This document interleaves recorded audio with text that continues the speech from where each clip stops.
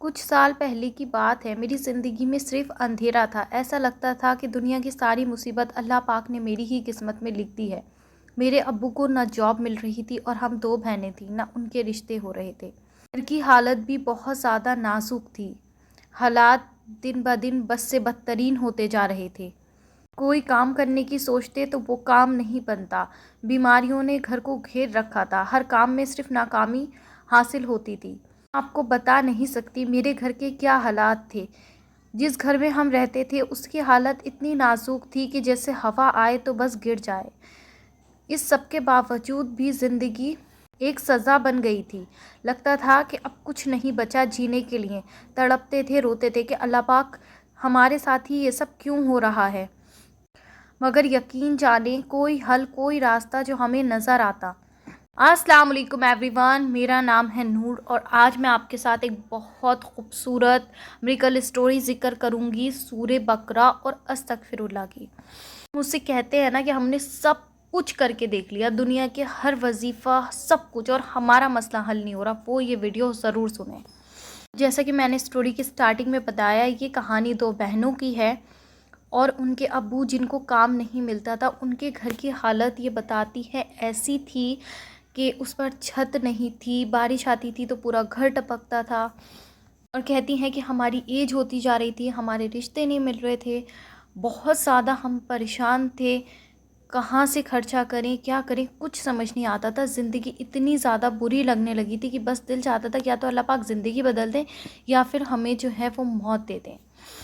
کہتی ہیں کہ ہر کسی کے پاس گئے، ہر کسی کو دکھایا، سب نے یہ بتایا کہ جادو ہے، اور یہ بات حقیقت تھی۔ ہم بھی جانتے تھے کہ ہمارے اوپر ہمارے اپنوں نے ہی جادو کیا ہے، جس کی وجہ سے ہمارے گھر میں اتنی ساری مشکلات ہیں۔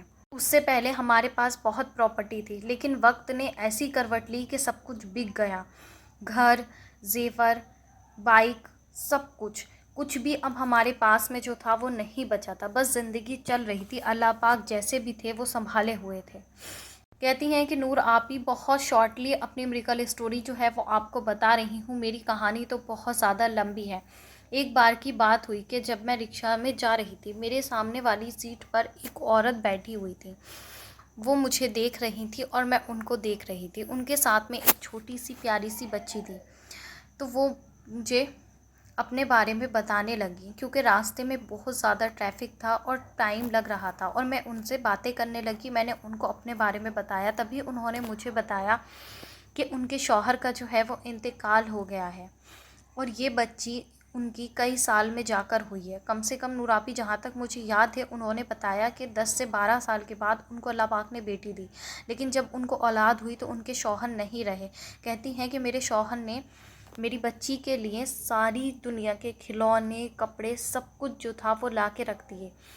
یہ میری بچی جب بہت بڑی بھی ہو جائے گی تو اپنے پاپا کی لائی ہوئی چیزوں کو دیکھ کر خوش ہوگی، لیکن اللہ کی آزمائش کے ان کے شوہر نہیں رہے۔ یہ بات کہہ کر وہ بہت زیادہ رونے لگی۔ تو تبھی میں نے ان کو اپنی آزمائش کے بارے میں بتایا، تو انہوں نے کہا کہ دیکھو اللہ پاک ہیں، وہ جس سے چاہے جو چیز چھین لیں، جس کو چاہیں جو آزمائش دے دیں، ہم بندے اس میں کچھ نہیں کر سکتے۔ لیکن میں اتنا ضرور کہوں گی کہ تم روزانہ استغفار کیا کرو، 1000 بار اللہ کے سامنے اپنی غلطیوں کا اقرار کیا کرو، پھر دیکھو کیسے آسمان سے رحم برستا ہے۔ وہ کہنے لگیں کہ ان کے شوہر کو جادو کے ذریعے کسی نے جو تھا وہ مار دیا، اللہ پاک اس کو اس کے سزا دے گا۔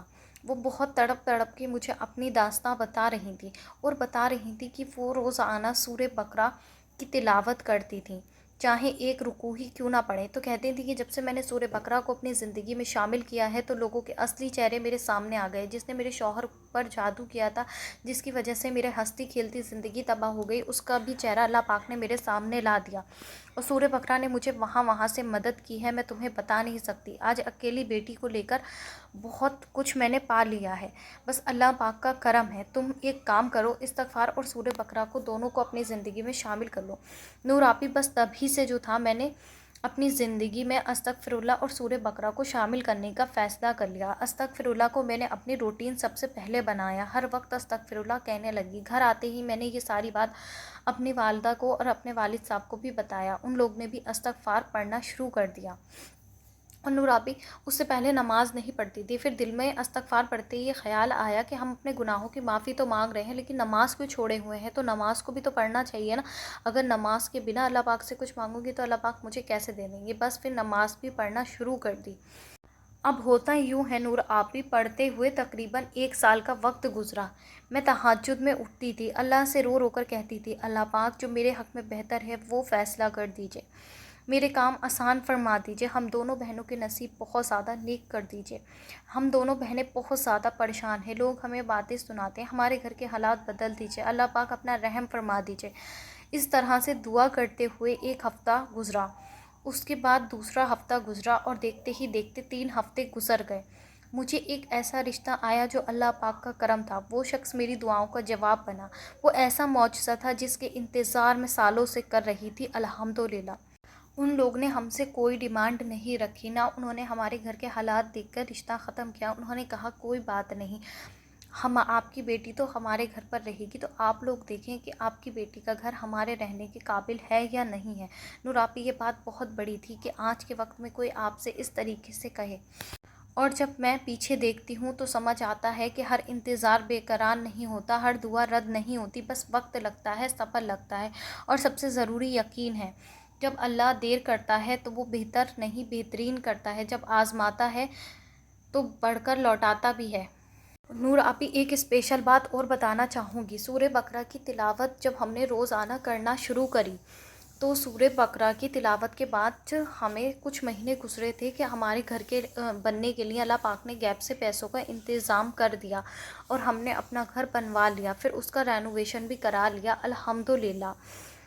تک اس طریقے کا گھر کو نہیں بنا پائے تھے جیسے خواہش تھی، ہاں بس پہلے سے کافی بہتر ہو گیا تھا۔ تقریباً 3 سال سورہ بقرہ کو پابندی کے ساتھ میں ورد کیا ہے اور استغفار کو، تو آج اللہ پاک نے ہمیں 2 اپنے مکان دیے ہوئے ہیں جو اللہ پاک کا بہت بڑا شکر ہے۔